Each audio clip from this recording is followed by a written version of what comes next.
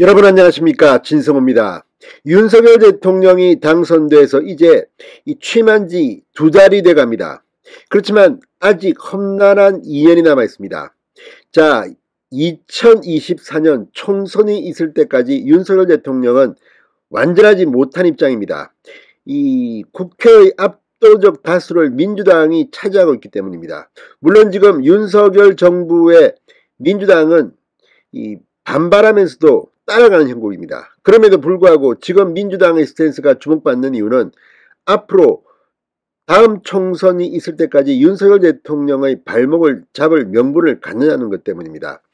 자, 그럼에도 불구하고 8월 전당대회에서 이재명 의원이 당대표가 될 가능성이 점점 높아지고 있습니다. 이런 가운데 민주당의 싱크탱크인 민주연구원의 보고서 하나가 지금 중앙일보에서 폭로돼 지금 난리가 났습니다.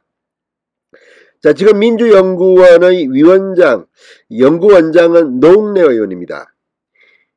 비주류입니다.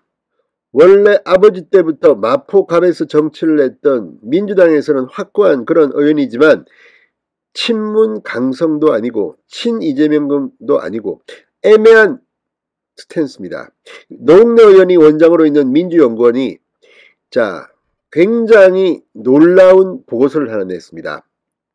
6.1 지방선거 분석 보고서인데 여기에는 내로남불, 문재인의 내로남불, 그리고 이재명, 송영길의 명분 없는 출마, 이런 것들이 지금 민주당을 이 모양 이 꼴로 만들어냈다는 것을 수치를 들어서 조목조목 설명하고 있습니다. 이 보고서는 그냥 단순히 어떤 의원의 개인 보고서가 아닙니다. 민주당의 싱크탱크, 국민의힘 같으면 여의도연구원 같은 조직이 낸 보고서입니다. 앞으로 이 보고서 전당대회를 앞두고 이재명 의원한테는 상당히 악재가 될 것으로 보입니다. 그렇지만 내용을 들여다보면 놀랄만한 이런 정도였어 할 정도입니다. 무엇보다 국민의힘의 서진정책, 호남을 향한 구애가 어느 정도 성과를 얻는다고 이들은 보고 있습니다. 뿐만 아니라 지난 6.1 지방선거의 결과는 도로 호남당이 됐다, 고립됐다, 이런 분석까지 하고 있습니다. 상당히 충격적입니다. 진성호의 융단 폭격 시작합니다. 더불어민주당을 융단 폭격합니다. 방송에 앞서 아직 진성호 방송에 구독자가 아니신 분은 붉은색 구독 버튼 눌러주십시오. 더 좋은 방송으로 보답하겠습니다. 자, 윤석열 정부의 슈퍼 허니문 집권 초기 기간인데도 강성 지지층이 원하는 대로 선거를 이끌었기 때문에 민주당은 6.1 지방선거에서 패배했다, 이렇게 그 원인을 분석하는 보고서가 나왔습니다.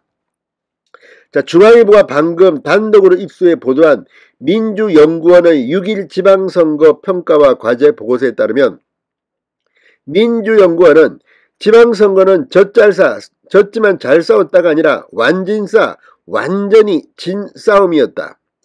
이 때문에 민주당이 도로 호남당으로 축소 고립됐다고 진단했습니다. 민주당은 지방선거에서 17개 광역자치단체장 중 경기, 광주, 전남, 전북, 제주 5곳을 건졌습니다.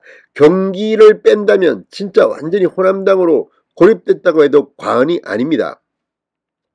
총 32페이지의 이 보고서 곳곳에는 참패, 자멸, 구태 등 수위 높은 표현이 담겼다고 합니다. 민주연구원은 선거 때마다 집토끼나 산토끼냐 논란만 있었을 뿐 확장 전략이 부족했다. 이탈한 민주당 지지층의 지지를 회복하려는 노력 없이 검찰 수사권 완전 박탈 법안 강행 처리, 민영배 의원의 위장 탈당 등 집토끼 중심의 전략만 고수했다고 비판했습니다. 민심과 괴리를 보인 점이 패인으로 꼽힌 셈입니다. 그런데 이걸 보면 이게 철험회라든지 강성 친문 성향 의원들이라든지 또는 이재명 위주, 송영길 위주의 이 공천 전략이 실패했다는 겁니다.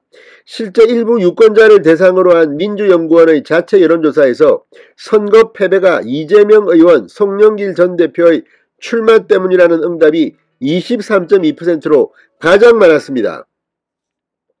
하지만 응답자를 민주당 지지자로 한정했을 때는 12.6%만 같은 답변을 합니다.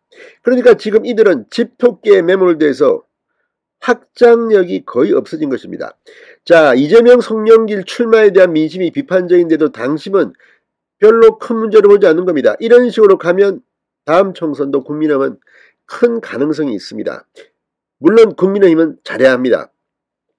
자, 민주당의 가장 큰 문제점이 무엇인가라는 문항에도 응답자의 25.4%가 내로남불을 꼽았습니다. 이건 어쩌면 문재인 정권의 트레이드 마크가 되었습니다. 민주당 지지자는 그러나 9.4%만 이 같은 답변을 했습니다. 이걸 보면 얼마나 민주당 당심은 민심과 괴리됐는가를 충분히 알 수 있습니다. 민주연구원은 국민들은 검수완박, 위장탈당의 민주당이 수단과 방법을 가리지 않는 내로남불 정당이라고 봤지만 지지자들은 그렇게 보지 않은 게 문제다, 이렇게 비판했습니다.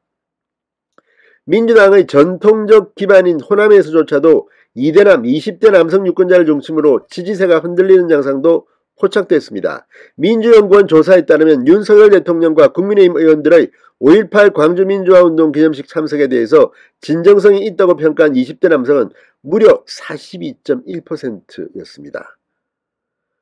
이건 호남에서 이런 응답이 나왔다는 건 대단한 겁니다. 한 20대 남성은 조국 전 법무부 장관과 관련해 민주당 사과가 충분했냐는 질문에 과반인 58.8%가 그렇지 않았다고 답했습니다.